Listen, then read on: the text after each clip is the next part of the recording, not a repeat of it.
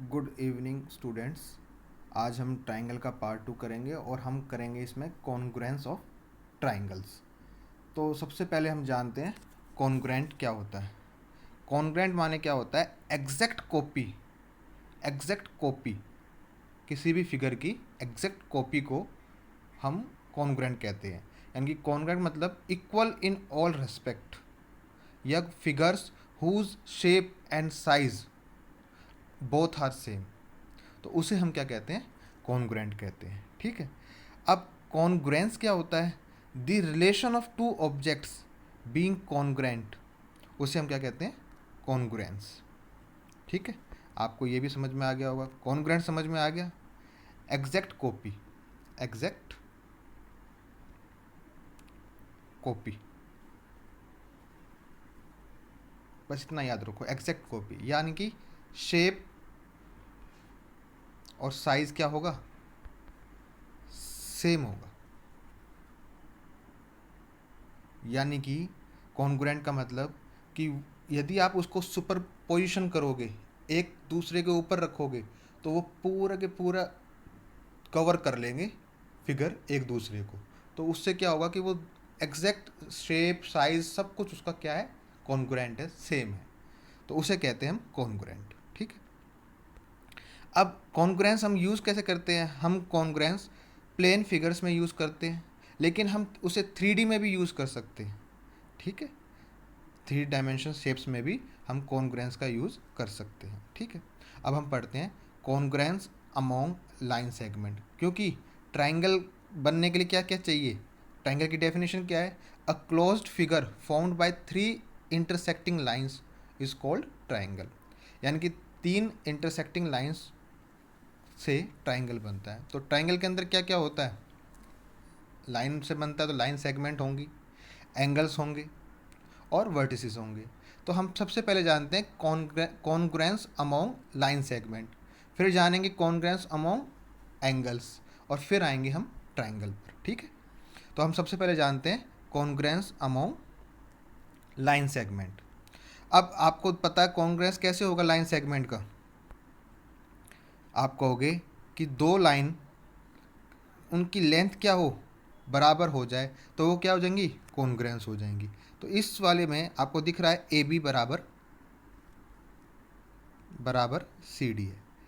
इसको इसको इसका मतलब यही है कि A B line segment congruent है। कॉन्ग्रुएंट का सिंबल ये होता है सी डी लाइन सेगमेंट के। इन दोनों की जो मीनिंग है वो सेम है। हम जनरली ऐसे लिख देते हैं, ए बी लाइन बराबर है सी डी लाइन के। तो इसका मतलब यही है कि ए बी सेगमेंट कॉन्ग्रुएंट है सी डी सेगमेंट के। और कॉन्ग्रुएंट का सिंबल क्या होता है? ये होता है। ठीक है। एक्चुअल मीनिंग ये होता है और हम उसको ऐसे लिख देते हैं। ठीक है। दोनों बातें सेम है। ठीक है। यदि हमें कहीं पे ये A B is equal to ऐसे यूज लिखता हूँ तो आप समझ जाना कि मैंने इसकी बात करी है कि A B line segment congruent है सी डी लाइन सेगमेंट के। ठीक है। लाइन सेगमेंट तो आप जानते ही होंगे, लाइन का एक पार्ट, उसे क्या कहते हैं? Line segment. अब आ जाओ congruence among of angles. Angles को कैसे? अब आपको फिगर दिख रही होगी, ये 4 पार्ट हैं आपके पास। अब एंगल बराबर होना चाहिए। तो देखो 40 डिग्री एंगल इसमें है, 40 डिग्री एंगल इसमें है, इसमें 30 डिग्री है, इसमें 40 डिग्री है। तो अब इनको लिखेंगे कैसे? लिखने का तरीका, अब आप लिखने का तरीका देखो। Angle A B C congruence है एंगल पी क्यू आर के, और कॉन्ग्रुएंस है एंगल एक्स वाई जेड के। इसको यदि आप ऐसे भी लिख देते हो, कैसे? Angle A B C is equal to angle P Q R, तो गलत नहीं है। इसका मतलब यही है, इसका मतलब यही है कि angle A B C congruent है पी क्यू आर के। बात को समझो, दोनों बातें सेम है। आप इक्वल टू लगाते हो तो इसका मतलब है कॉन्ग्रुएंट ही आप कह रहे हो, और वो आप इस तरीके से लिख रहे हो। मैं आपको ये चीज़ सिखाना चाहता हूँ। देखो यहाँ पे ये लिखा हुआ, ये इसका मतलब और इसका मतलब क्या है? आप इस बात को इस तरीके से भी कह सकते हो और इस बात को इस तरीके से भी कह सकते हो, दोनों बातें सेम है। ठीक है। आप ऐसे कह सकते थे एंगल बी बराबर है एंगल क्यू के, ये रहा क्यू, ये रहा बी, और ये रहा वाई, एंगल वाई के। तो भी कोई दिक्कत नहीं थी, तो भी बात है, लेकिन हम पूरा लिखते हैं, जो एंगल होता है उसको हम बीच में लिखते हैं। जैसे बी एंगल की बात कर रहे हैं तो angle A B C, B बीच में आएगा, यानी कि हम इस वाले एंगल की बात कर रहे हैं, बीच वाले एंगल की बात कर रहे हैं। ये बात याद रखना। जैसे हम पी क्यू आर में क्यू की बात कर रहे हैं तो क्यू को हम क्या लिखेंगे, बीच में लिखेंगे, और एक्स वाई जेड में वाई की बात कर रहे हैं तो हम वाई को बीच में लिखेंगे। यदि हम एम की बात कर रहे हैं, देखो इसमें, तो हम कैसे लिखते, एंगल एल एम एन, जिस एंगल की बात करते हैं उस एंगल को हम बीच में लिखते हैं। आप इस बात को समझो, ठीक है। चलो अब आपको पता चल गया होगा कि इसको ऐसे भी लिख सकते हैं और ऐसे भी लिख सकते हैं, दोनों बातें सेम है, ठीक है। आगे बढ़ते हैं, अब आते हैं कॉन्ग्रुएंस ऑफ ट्राइंगल, क्योंकि उसमें क्या चाहिए, हमें लाइन चाहिए, कॉरस्पॉन्डिंग साइड्स चाहिए, कॉरस्पॉन्डिंग एंगल्स चाहिए, और वर्टिसेस चाहिए। हमें ये तीन चीज़ें चाहिए, साइड और एंगल के साथ साथ हमें वर्टिसेस भी चाहिए। वर्टिसेस तो आप समझते होगे, ए बी सी ये वर्टिसेस है। तो इसको कैसे करते हैं कि जो ए बी है, ए बी लाइन सेगमेंट है, वो कवर करेगी कौन सी लाइन सेगमेंट को, पी क्यू को, ठीक है। समझ रहे हो आप मेरी बात को। अब बी सी है, वो कवर करेगी क्यू आर को, ए सी है वो कवर करेगी पी आर को। Angle A covers angle P, angle B covers angle Q, angle C covers angle R, ठीक है। ए वर्टिस है, वो कोरस्पॉन्ड होगा किसके, पी वर्टिस के, पी वर्टेक्स के। बी कोरस्पॉन्ड्स होगा, corresponds to Q, Q vertex के, और सी कोरस्पॉन्ड्स होगा आर वर्टेक्स के। तो हमें इन तीनों चीज़ों की ज़रूरत पड़ती है, ठीक है। और कोरस्पॉन्ड्स का आप समझ गए होगे, मैं सिंबल बना ही रहा था आपके सामने। ए कोरस्पॉन्ड, ये क्या है, वर्टिसेस का। तो आपने लिख दिया ए बी सी कोरस्पॉन्ड है पी क्यू आर के, under the correspondence of P Q R A B C, ये लिख दिया आपने।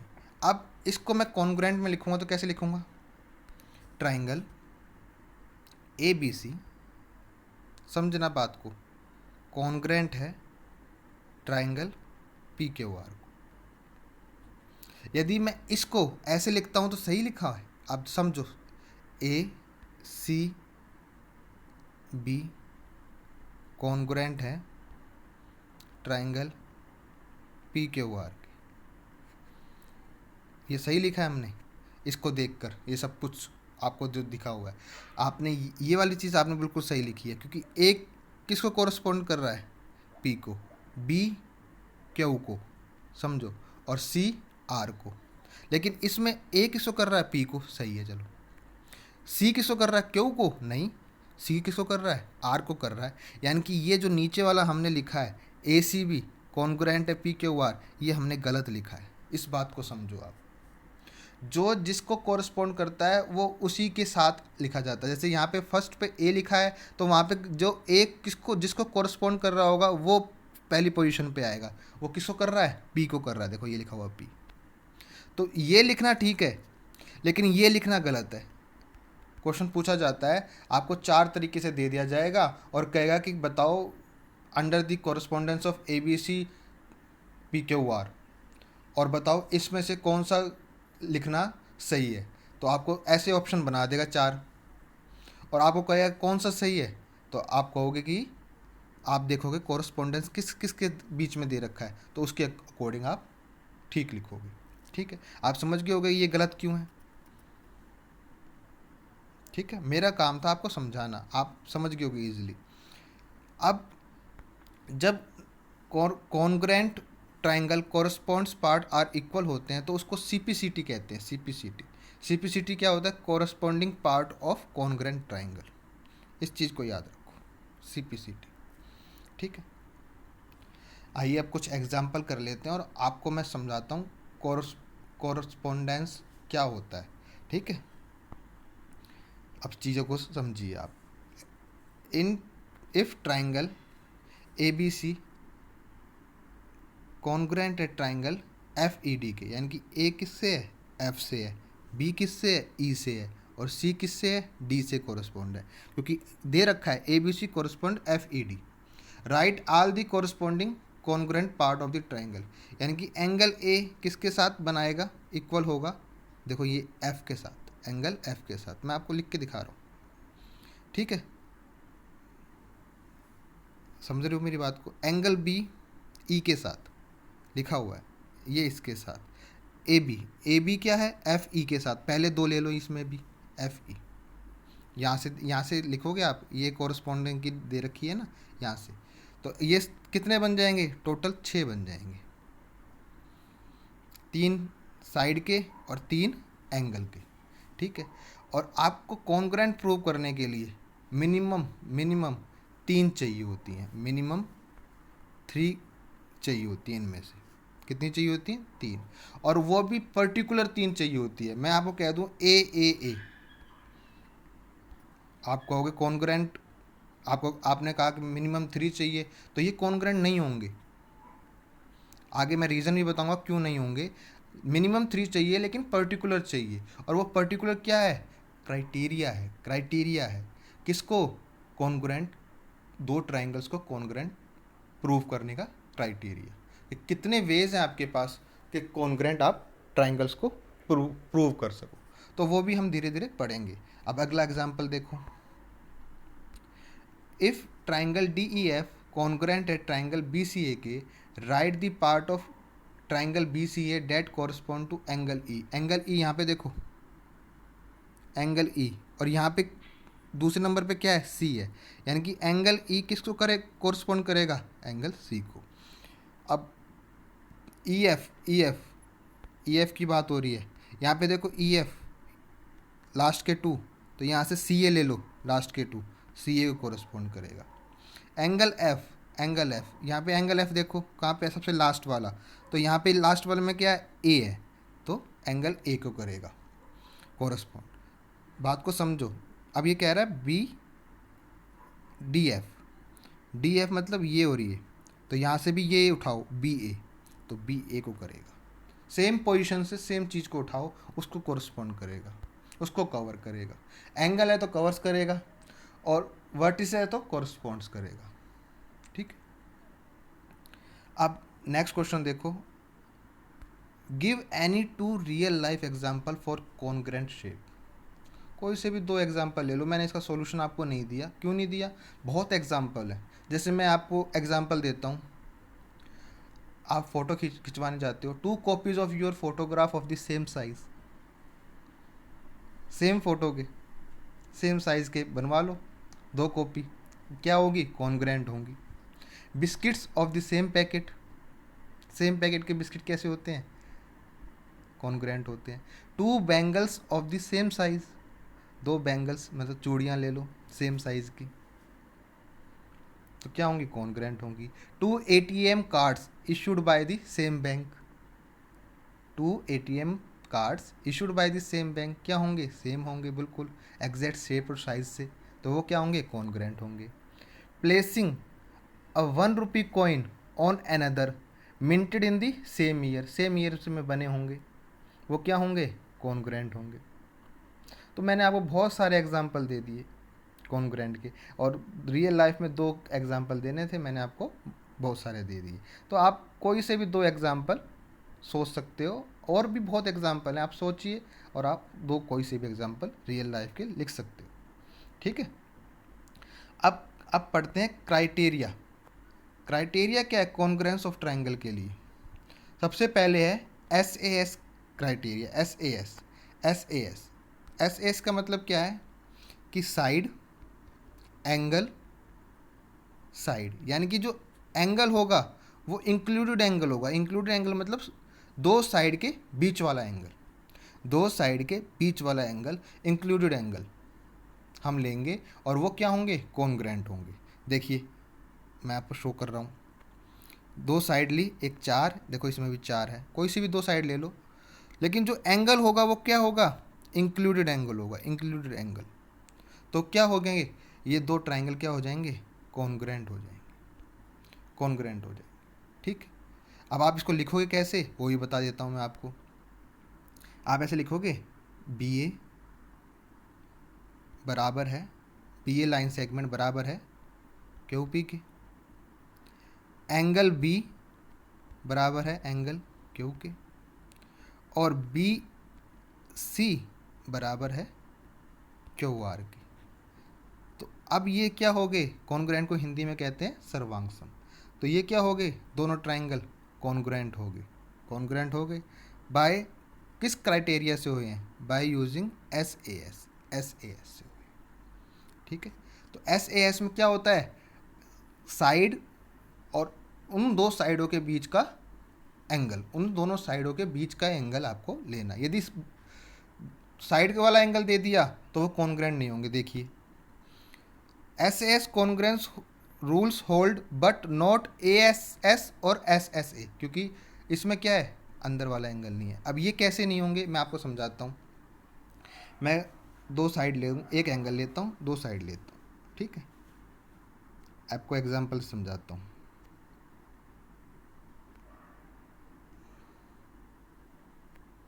ठीक है,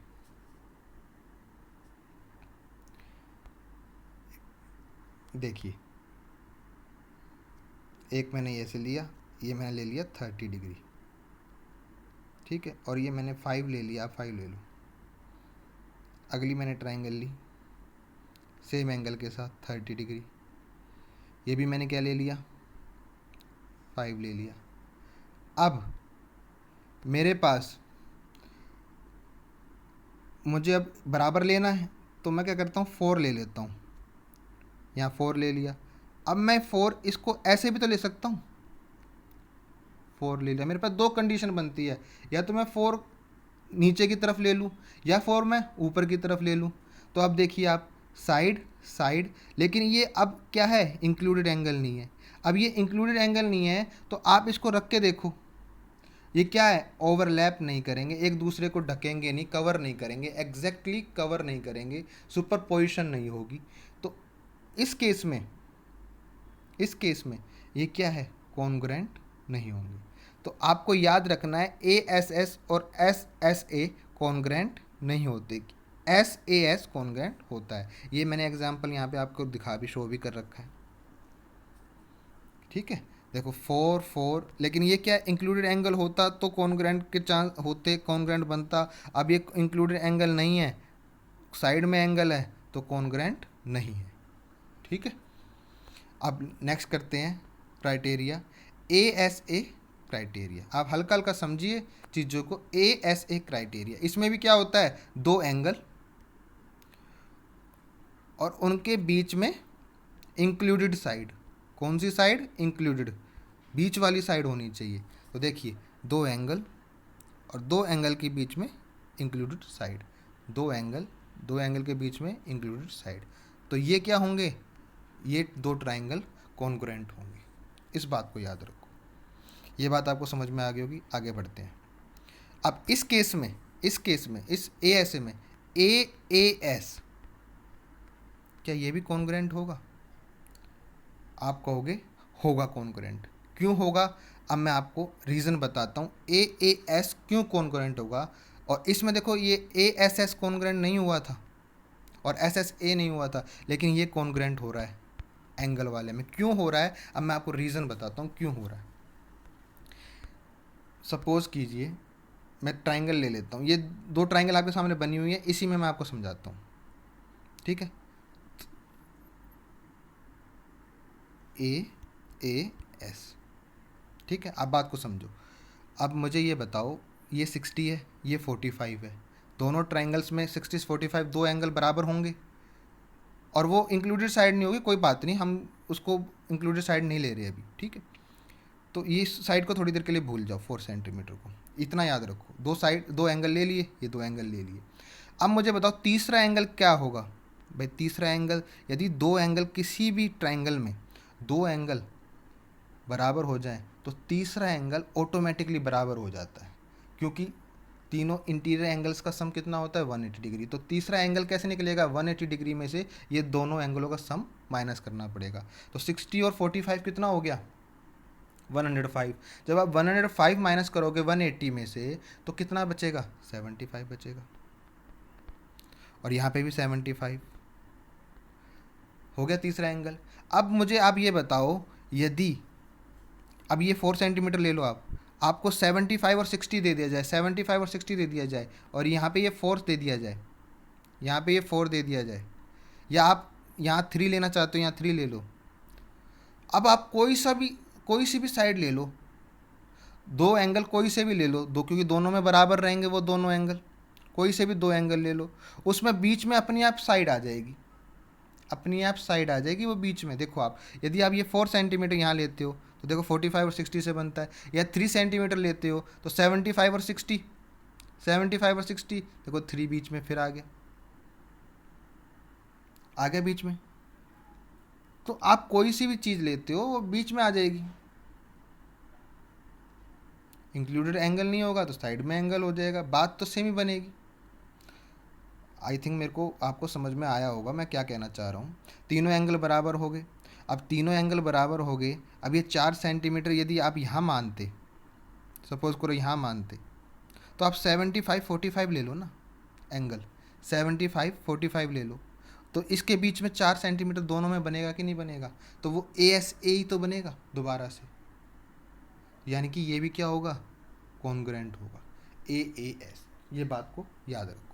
मैं आपको दिखा भी देता हूँ, ये लिखा हुआ देखिए, 180 में से माइनस करेंगे तो क्या होगा कि तीनों एंगल क्या हो जाएंगे बराबर हो जाएंगे, तीनों एंगल बराबर हो जाएंगे तो ए ए एस भी क्या होगा कॉन्ग्रुएंट रूल प्रूव हो जाएगा, कोरस्पॉन्डिंग साइड भी प्रूव हो जाएगी कि हाँ 2 पेयर्स एंगल हो और 1 पेयर ऑफ कोरस्पॉन्डिंग साइड हो तो वो भी क्या होते हैं कॉन्ग्रुएंट होती है। ठीक, अब करते हैं एस एस एस क्राइटेरिया।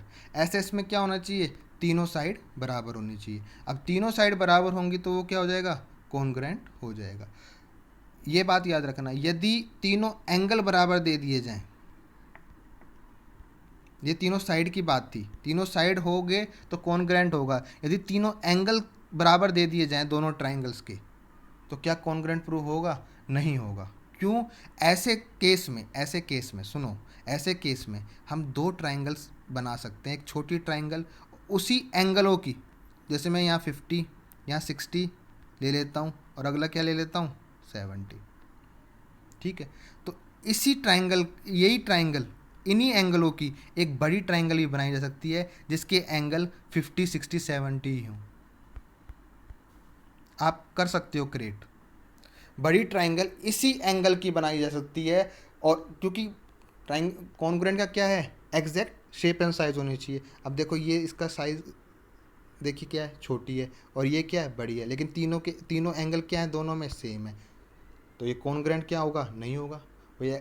यदि आप एग्जैक्ट शेप की बनाओगे तो कॉन्ग्रुएंट हो जाएंगे, यदि नहीं, क्योंकि हम तो फॉर्म बड़ी भी कर सकते हैं और छोटी भी कर सकते हैं, तो इससे क्या है कि कॉन्ग्रुएंट नहीं होंगे। ये बात याद रखना, यानी कि ए कॉन्ग्रुएंट प्रूव नहीं करता, ये क्राइटेरिया कॉन्ग्रुएंट प्रूव नहीं करता। अब नेक्स्ट क्राइटेरिया आ गया आरएचएस क्राइटेरिया। कौन सा क्राइटेरिया, आरएचएस। आरएचएस का मतलब होता है राइट एंगल, हाइपोटेन्यूज और एक साइड, यानी कि एक राइट एंगल होना चाहिए, एक हाइपोटेन्यूज होनी चाहिए और एक कोई सी भी साइड होनी चाहिए।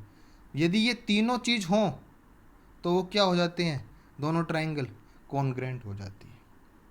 ठीक है, एक कोई सी भी साइड, एक हाइपोटेन्यूज और एक राइट एंगल, तो वो क्या हो जाती हैं कॉन्ग्रुएंट हो जाती है।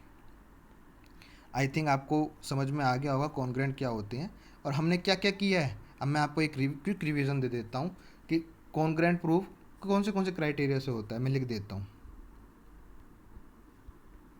AAS,